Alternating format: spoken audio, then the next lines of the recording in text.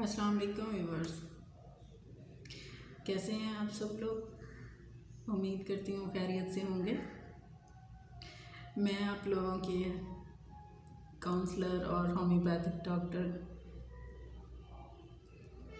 आज एक नए टॉपिक के साथ आज हम साइकोलॉजी की और पर्सनल डेवलपमेंट की एक थ्योरी डिस्कस करने वाले हैं जिसका नाम है लोकस ऑफ कंट्रोल। तो सबसे पहले तो हम ये जानने की कोशिश करते हैं कि लोकस ऑफ कंट्रोल आखिर में है क्या।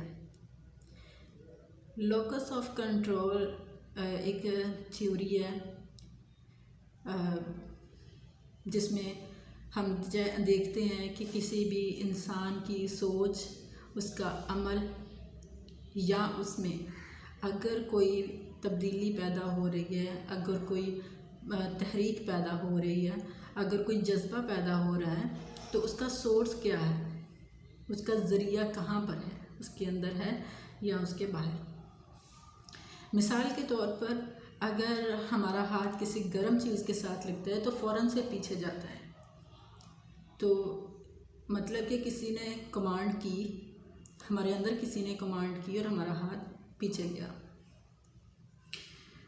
तो इस हाथ पीछे जाने के अमल में जो मुहर्रिक है, जो सोर्स है, वो बाहर है, एक्सटर्नल है। लेकिन मिसाल के तौर पर अगर आपने कोई बुरा ख्वाब देखा और उसके नतीजे में आप हड़बड़ा कर उठे, खौफ के मारे उठ खड़े, तो इसका मुहर्रिक जो है, इसका सोर्स जो है वो आपके अंदर है, इंटरनल है।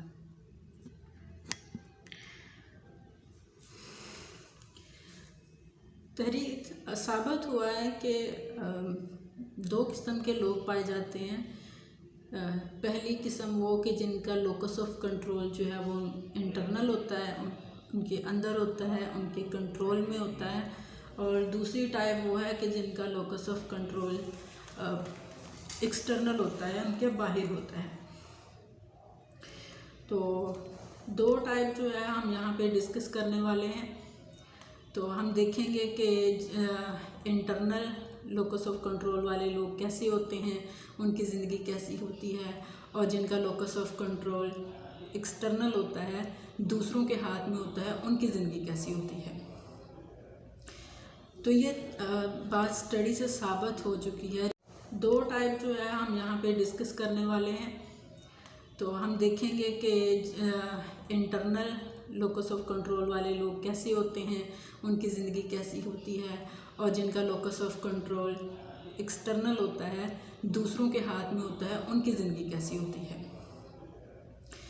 तो ये बात स्टडी से साबित हो चुकी है, रिसर्च से साबित हो चुकी है कि ऐसे लोग जिनका लोकस ऑफ कंट्रोल उनके अंदर होता है, उनके अपने कंट्रोल में होता है, ऐसे लोग ही क्वालिटी की लाइफ जीते हैं, ज़िंदगी गुजारते नहीं हैं, ये ज़िंदगी को जीते हैं।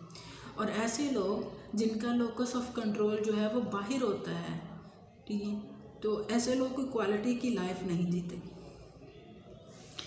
ऐसे 5 लोग हैं, ऐसे 5 किस्में ऐसी हैं कि अगर ये 5 चीज़ें आपके अंदर भी हैं, आप ये गौर कीजिएगा, खुद में जानने की कोशिश करें कि अगर ये 5 चीज़ें ऐसी हैं कि अगर ये आपके बाहर से कंट्रोल हो रही हैं तो आप कोई ढंग की ज़िंदगी नहीं गुजार रहे। तो वो 5 चीज़ें क्या हैं वो ज़रा हम बाद में डिस्कस करते हैं। तो सबसे पहले तो हम ज़रा इसके इंटरनल जो हैं फैक्टर्स वो डिस्कस कर लेते हैं कि वो ज़रा समझने आसान होंगे। इंटरनल फैक्टर्स क्या आते हैं, इसमें आ जाएगा आपका विजन, आपके विल पावर, आपके ड्रीम्स आगे।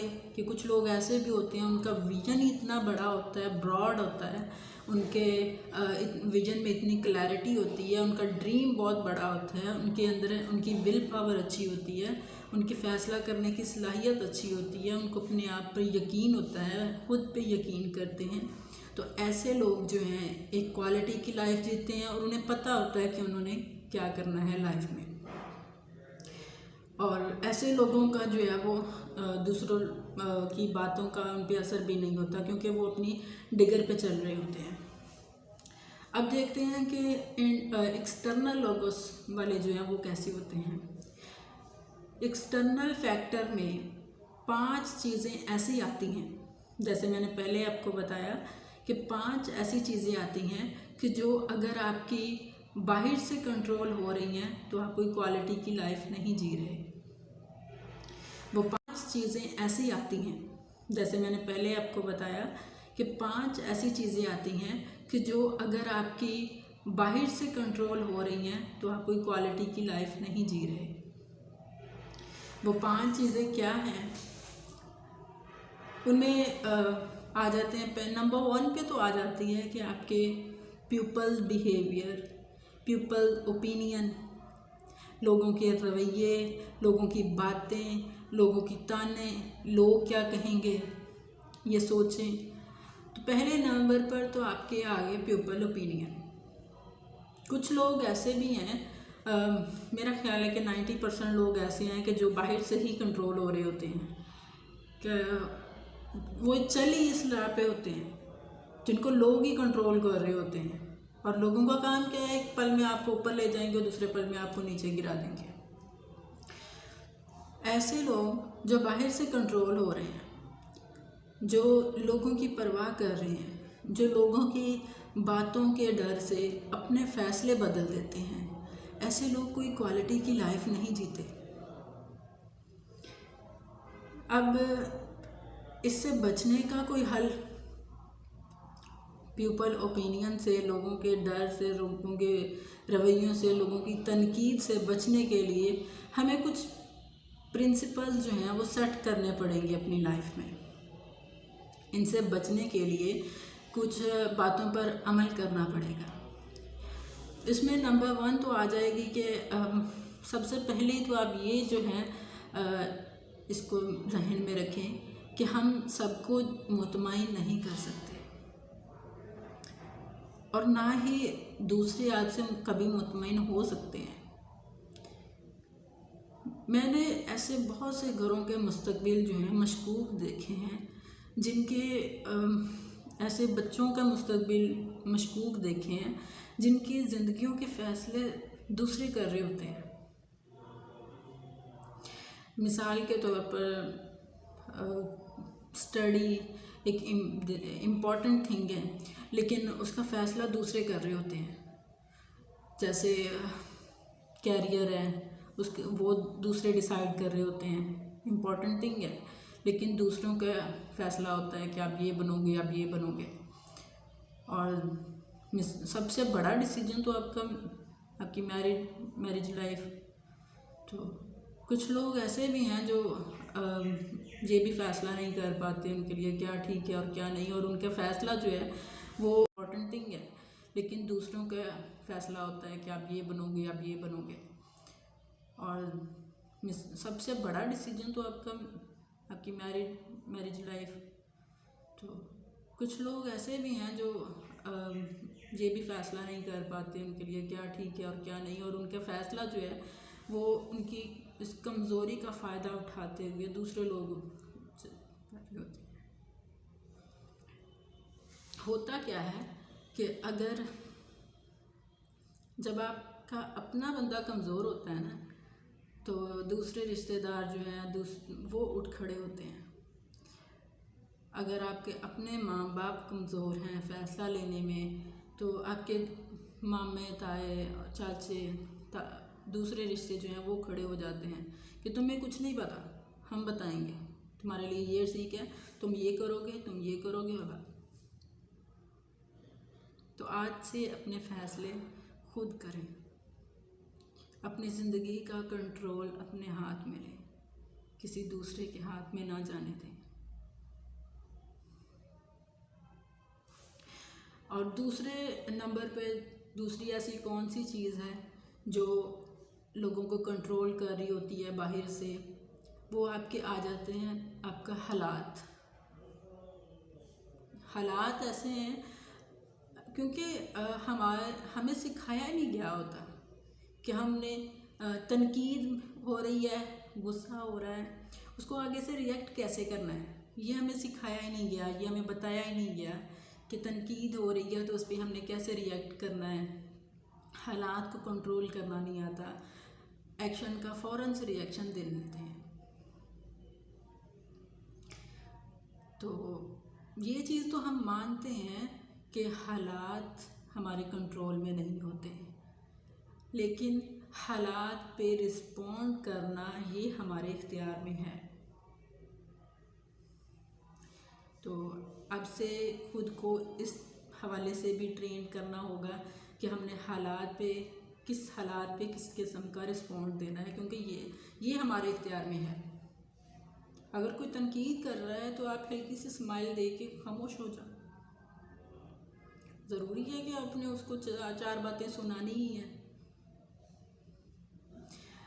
अच्छा, अब तीसरा पॉइंट देखते हैं कि तीसरी ऐसी कौन सी चीज़ है, ऐसा कौन सा तीसरा फैक्टर है जो हमें कंट्रोल कर रहा है। तीसरा फैक्टर आ जाता है हमारा पास्ट। कुछ लोग ऐसे भी होते हैं कि जिनको उनका माजी ही कंट्रोल कर रहा होता है।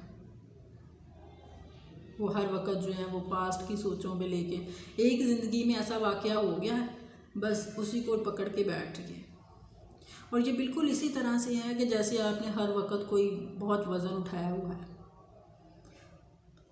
हाँ ठीक है, मानते हैं कि माजी की जो है यादें माजी की बहुत सी ऐसी अच्छी भी और बुरी भी यादें जुड़ी होती हैं माजी के साथ, लेकिन ये कुदरत का एक कानून है, लॉ ऑफ नेचर है कि जब हम एक गलती करते हैं, जब एक इंसान एक गलती करता है, तो जब तक हम उस चीज़ से जो कुदरत सिखाना चाहती है हमें, जब तक हम वो सबक नहीं ले लेते, तब तक कुदरत वो गलती हमारे सामने रिपीट करती रहती है। तो अब अगर माजी आपको याद आया है तो माजी हमें कुछ सिखाने के लिए आया है, तो उससे कुछ चीज़ें सीख लें।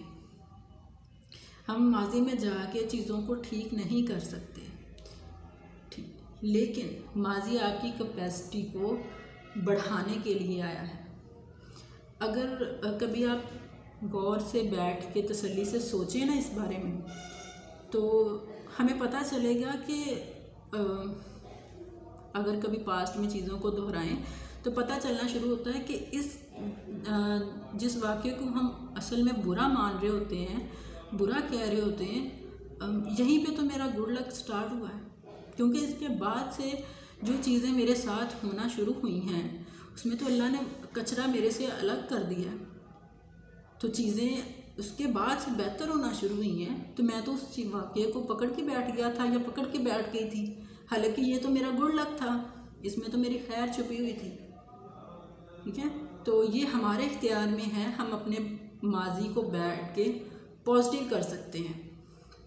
ठीक है, तो कभी कभी बैठ के अपने माजी को पॉजिटिव करने की कोशिश किया करें। अब देखते हैं कि नंबर 4 पे फैक्टर आता है हमारे रिलेशंस का, हमारे रिश्ते।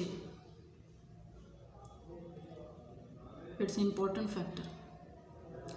कुछ लोगों को उनके रिश्ते कंट्रोल कर रहे होते हैं। अपने रिश्तों को कभी भी अपनी कमजोरी